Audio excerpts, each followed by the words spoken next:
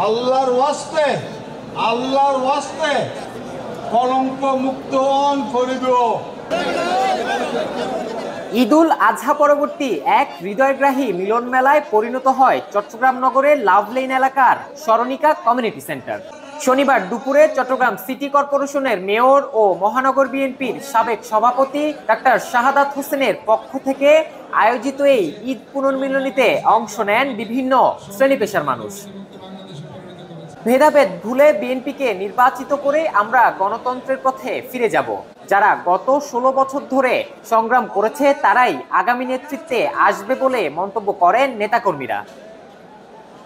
আমাদের প্রত্যাশা হচ্ছে যে আগামী ফেব্রুয়ারির দিকে রোজার ঈদের আগে যে নির্বাচনটা হবে, আশা করি নির্বাচনটা সুন্দর সুশৃঙ্খল হবে এবং আমাদের প্রত্যাশা হচ্ছে যারা বিগত দিনে রাজপথে ছিল, আন্দোলন সংগ্রামে ছিল, তাদেরকে অবশ্যই মূল্যায়ন করতে হবে। গতকাল তারেক রহমান ও ডক্টর মোহাম্মদ ইউনূসের বৈঠক একটি স্পষ্ট রাজনৈতিক বার্তা দিয়েছে। 2026 সালের ফেব্রুয়ারিতে অংশগ্রহণমূলক জাতীয় নির্বাচন অনুষ্ঠিত হবে বলে আশা করছেন বিএনপি নেতৃবৃন্দরা। প্রত্যেক মানুষের যে ষড়যন্ত্রের জাল, সেটা ছিন্ন করে আগামীতে বাংলাদেশ একটি গণতান্ত্রিক পদযাত্রায় যে নির্বাচনের মাধ্যমে আপনার অগ্রসর হতে যাচ্ছে, সেটার আবহ গতকালের বৈঠকের মাধ্যমে অনুষ্ঠিত হয়ে গেছে। যারা বিগত 17 বছর ধরে আন্দোলন সংগ্রামে সক্রিয় ছিল, এই ধরনের তরুণ এবং পরিপক্ক রাজনৈতিক কর্মীদেরকে দলের বিভিন্ন পদবিতে পদায়ন করবে বলে আমরা আশা করছি। অনুপ্রবেশকারীরা যাতে কোনো অবস্থাতে দলের কোনো পর্যায়ে নেতৃত্বে আসতে না পারে সে ব্যাপারে সতর্কতা অবলম্বন করা হয়েছে।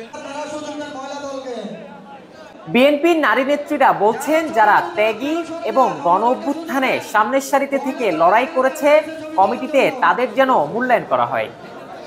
মহিলাদেরকে, নারী নেত্রীদেরকে যেন যথেষ্ট যোগ্যতা জায়গায় স্থান দেওয়া হয়। ত্যাগের ভিত্তিতে রাজপথে কে ছিল সেটাই বড় কথা, সেখানে নারী পুরুষের কোনো হিসাব যেন না আসে। আমাদের মা বোন যারা আছে সবাইকে নিয়ে আমরা নির্বাচনের সময় একত্রিতভাবে হয়ে, একতাবদ্ধ হয়ে আমরা কাজ করে যাব। সিটি মেয়র বলেন, বিএনপির নেতৃত্বে একটি শক্তিশালী জাতীয় ঐক্য গড়ে উঠেছে। ত্যাগীদের মূল্যায়নই হবে ভবিষ্যতের ভিত্তি। এছাড়া যারা আওয়ামী লীগের সাথে জড়িত বা বিভ্রান্তি ছড়াচ্ছে তাদের বিষয়ে দলকে সতর্ক থাকতে হবে। কেন্দ্রীয় দপ্তরে এদের তথ্য পাঠানোর আহ্বান জানান তিনি।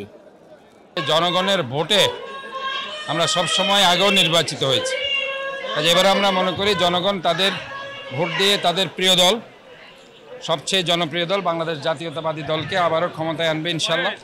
এবং আমরা মানুষের মৌলিক অধিকার, গণতান্ত্রিক অধিকার এতদিন পর্যন্ত মানুষ যেগুলো হারিয়েছে সেগুলোকে আমরা আবার পুনঃপ্রতিষ্ঠা করব।